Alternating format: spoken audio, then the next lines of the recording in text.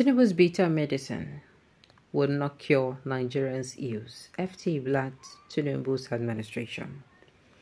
The Financial Times FT investigation has described the current policies of President Bola Tinubu's administration as disjointed. According to the media, Tinubu's shock treatment strategy is insufficient to address all of Nigeria's economic issues. It also blamed the administration for the fall of the naira, exacerbating import inflation and creating the worst living standard crisis in a generation. The President Bola Tinubu's administration's present policies have been characterized as fragmented in the Financial Times FT report. It emphasized that Nigeria's numerous economic problems cannot be solved by his shock therapy approach alone. According to the report, Tinubu has made his 222 million fellow Nigerians swallow some bitter medicine under roughly 15 months since he took office by eliminating the substantial fuel subsidy, one of the few advantages the people of the inefficient and corrupt state still enjoy. The Tinubu administration, according to FT, also allowed the naira to plummet, which fueled import inflation and brought about the worst cost of living crisis in a generation. It said that this action had made the plight of tens of millions of already impoverished people even worse. The news outlet did, however, acknowledge that some of these actions were necessary to start reversing the nation's long-term economic decline. According to the report, the fuel subsidy was unnecessarily costly, devouring about a third of the federal budget and directing Nigerians' resources towards smuggling, rent-seeking, and graft. He further stated that the exports of all goods except oil were eliminated by the exchange rate system, which greatly overvalued the naira. It added that cronies have access to cheap money to resell on the underground market, which legitimate industries were starving for hard currency. Even shock therapy will fail. The article emphasized that the elite class in Nigeria had learned a lesson detrimental to the country's future. It would prefer not to produce anything if it could profit handsomely from arbitrage. Detrimental to the country's future. It would prefer not to produce anything if it could profit handsomely from arbitrage. It is necessary but insufficient. Tinubu'nomics is so disjointed, it barely deserves the name. Shock therapy will probably fail if important adjustments are not made. First, the president must chart a course ahead and convince Nigerians they are in it together. For that to be remotely credible, the political class must make sacrifices.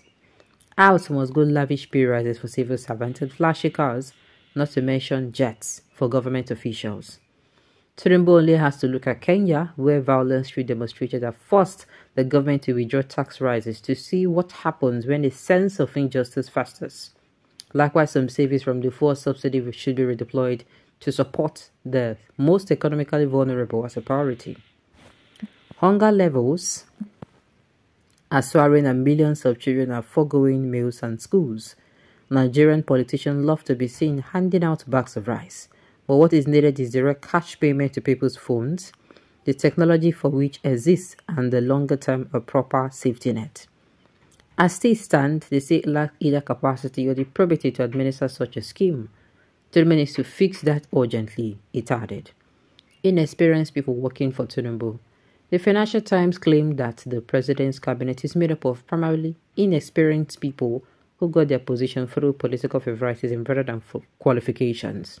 It added, it does not help either that the state is implicated in the wholesale theft of oil, depriving the nation's coffers of billions of dollars.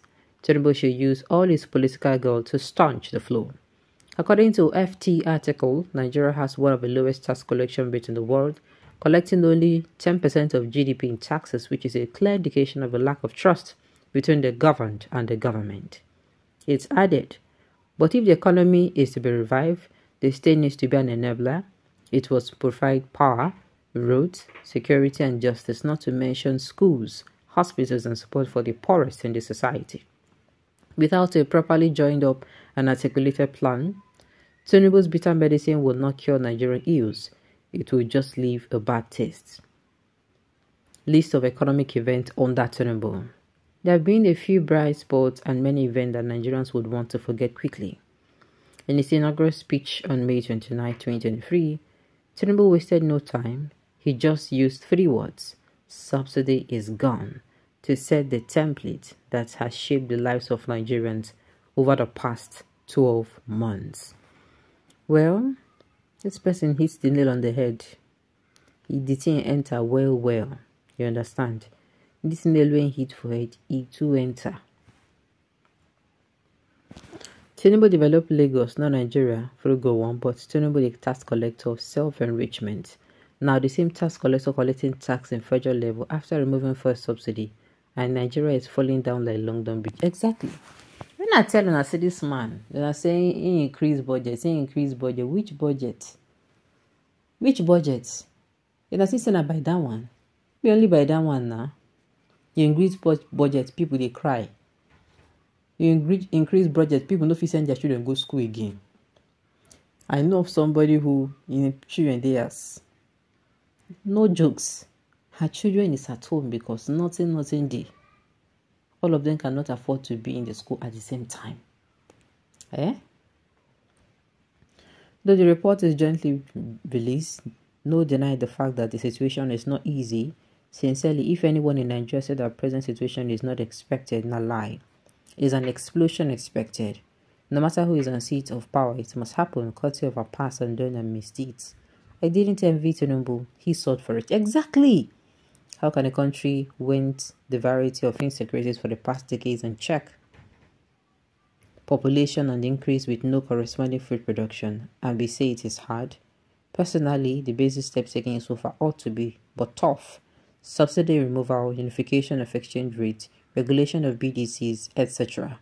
Those reforms and related might not spring immediate, but for future.